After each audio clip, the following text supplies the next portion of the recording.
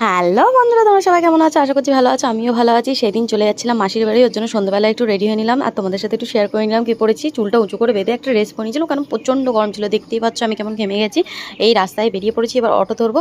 আর অটোটা ছিল জানো তো ফাঁকা। অটোটা ফাঁকা থাকার কারণে আমি একটু হাওয়া খেতে খেতে সামনের দিকে ভিডিও ফুটেজগুলো নিয়ে নিচ্ছিলাম। অটো থেকে নেমে আবার আমাদের টোটোতে উঠতে হবে।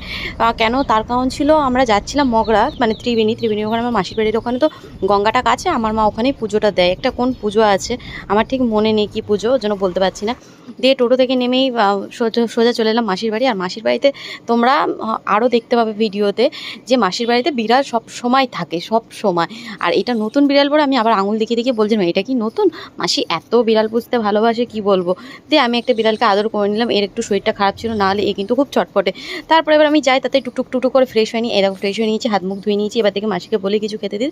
মাসি আসতে না আসতে আমায় দিয়ে দিল দই বড়া। আর দই বড়াটা সত্যি বলতে বিশ্বাস করো দোকানেও খাই, কিন্তু দোকানেও এত ভালো হয় না যত সুন্দর মাসি করেছে।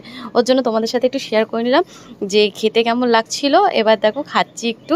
এখন ফুটেজে তোমার হচ্ছে ভয়েস দিতে গিয়েও লোভ চলে আসছে, মনে পড়ে যাচ্ছে যে কি ভালোই না হয়েছিল খেতে। চলো আমি এবার খাই, আবার রাতে ডিনারে হয়তো তোমাদের দেখাতে পারবো না। চলো।